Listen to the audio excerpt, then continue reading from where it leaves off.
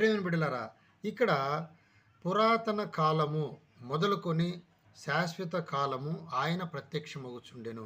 ఆయన అంటే ఈ యొక్క వాక్య భాగంలో బెత్లెహేము ఎఫ్రతా, యూదావారి కుటుంబములలో నీవు స్వల్ప గ్రామమైన నా కొరకు ఇశ్రాయేలీలను ఏలబోవాడు నీలో నుండి వచ్చును అని చెప్తా వచ్చినాడు.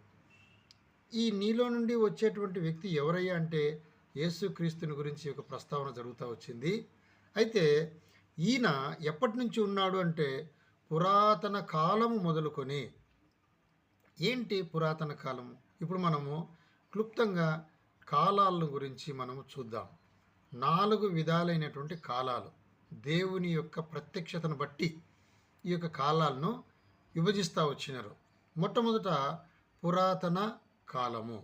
ఈ యొక్క పురాతన కాలం అనేటువంటి మనము విషయాన్ని మనం గమనిస్తే, ఆ కాలంలోకి మనం ప్రవేశిస్తే, సృష్టి లేదు, దేవదూతలు లేరు, మానవులు లేరు, భూమి లేదు, జంతువులు లేరు, ఏమీ లేదు, శూన్యము. ఏమీ లేనటువంటి దాన్ని మనం ఏమంటాము? శూన్యము అంటాం.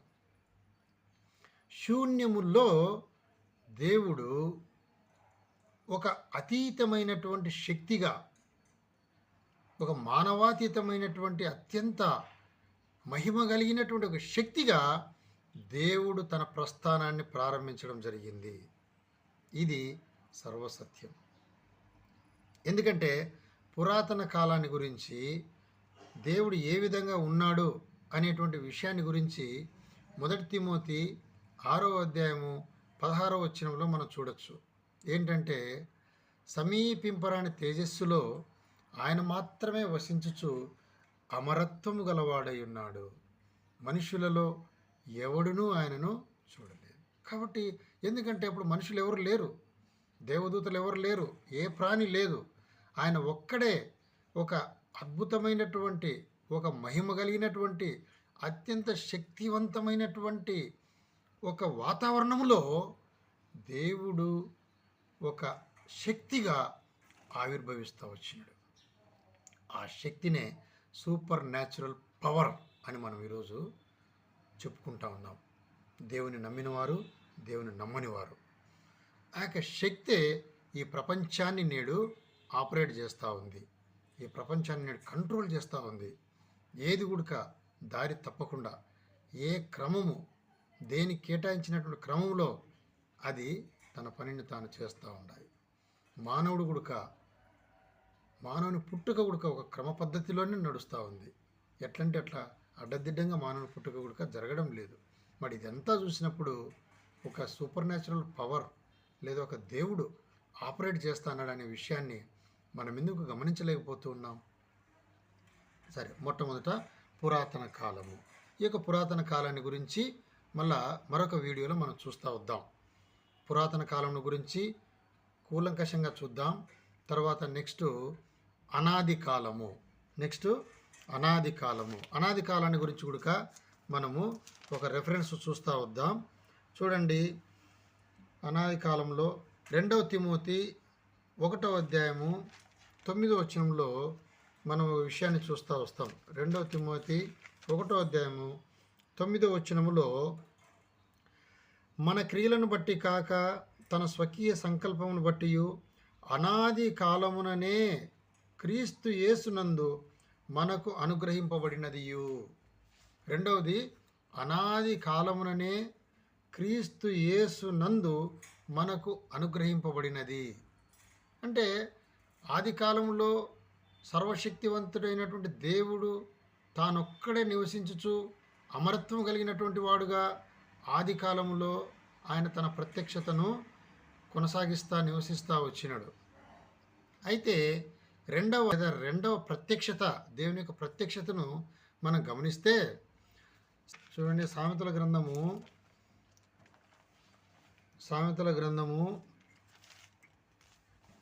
8వ అధ్యాయము, సామెతలు 8వ అధ్యాయము 23వ వచనములో, అనాది కాలము మొదలుకొని మొదటి నుండి భూమి ఉత్పత్తి అయిన కాలమునకు పూర్వము నేను నియమింపబడి తిని.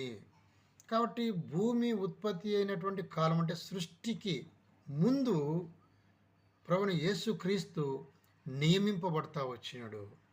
పరిశుద్ధాత్మ దేవుడు నియమింపబడతా వచ్చినాడు. కాబట్టి ఒంటరిగా తానొక్కడి నివసిస్తున్నటువంటి దేవుడు ఒక నిర్ణయాలు తీసుకుంటా వచ్చినాడు. చాలా నిర్ణయాలు ఆయన తీసుకుంటా వచ్చినాడు. ఆయన సింహాసనాన్ని అక్కడ స్థిరపరుస్తూ వచ్చినాడు. ఇవన్నీ కూడా మనము నెక్స్ట్ ఎపిసోడ్లో చూస్తూ వద్దాం.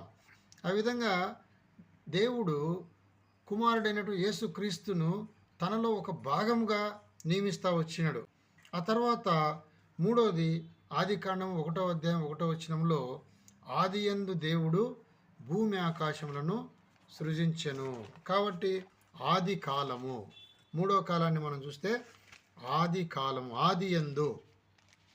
అదేవిధంగా మరొక రెఫరెన్స్ చూసినట్లయితే 1 యోహాను 1వ అధ్యాయం 1వ వచనంలో జీవవాక్యమును గుర్చినదియు ఆది నుండి ఏది ఉండెనో మేమేది వింటిమో అంటా వచ్చినాడు. ఆది నుండి ఏది ఉండెనో. కాబట్టి సృష్టికర్తగా దేవుడు తన యొక్క 3వ ప్రస్థానాన్ని ప్రారంభిస్తూ వచ్చినాడు. ఆ యొక్క సృష్టిని ఆయన సృష్టించినప్పుడు ఆయనను సృష్టికర్తగా మనం చూడవచ్చు. ఆ తర్వాత ఆ యొక్క కాలాన్ని ఆది కాలముగా మనము చెప్తా రావచ్చు. అయితే అనాది కాలంలో తండ్రి కుమార పరిశుద్ధాత్ముడుగా దేవుడు త్రియేక దేవునిగా తన యొక్క ప్రత్యక్షతను ఆయన రూపాంతరం చెందినప్పుడు, తన ప్రత్యక్షతను మార్చుకున్నప్పుడు అనాది కాలం నుంచి ఆది కాలం వరకు కొన్ని కోట్ల సంవత్సరాలు జరుగుతూ వచ్చింది. ఆ యొక్క కోట్ల సంవత్సరాలలో ముగ్గురు కలిసి అనేక ప్రణాళికలు రచిస్తూ వచ్చినారు. అనేక నిర్ణయాలు తీసుకుంటూ వచ్చినారు. సృష్టిని ఏ విధంగా సృష్టించాలా, పరలోకాన్ని ఏ విధంగా సృష్టించాలా, భూమిని ఏ విధంగా సృష్టించాలా, మానవుని ఏ విధంగా సృష్టించాలా, దేవదూతను ఏ విధంగా సృష్టించాలా, ఈ విధంగా ఎన్నో ప్రణాళికలు, మన యొక్క మానవుని గురించినటువంటి ప్రణాళికలు ఎన్నో, దేవదూతలను గురించిన ప్రణాళికలు ఎన్నో, పరలోకాన్ని గురించి, భూలోకాన్ని గురించి అన్ని ప్రణాళికలు కూడక ఈ యొక్క అనాది కాలము ఆదికాలం మధ్యలో జరుగుతూ వచ్చిన తర్వాత దేవుడు తన ప్రత్యక్షతను సృష్టికర్తగా ఆయన కనపరుస్తూ వచ్చినాడు. 3వ ప్రత్యక్షత.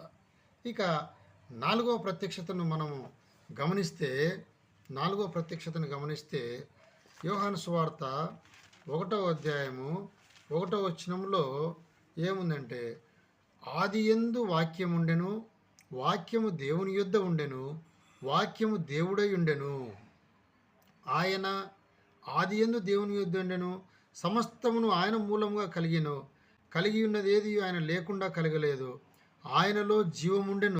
కాబట్టి ఆయన నేడు మన మధ్యలో, మానవులందరి మధ్యలో వాక్య రూపములో, ఆయన వాక్య రూపములో నీ మధ్యలో నా మధ్యలో తన ప్రత్యక్షతను కొనసాగిస్తూ ఉన్నాడు.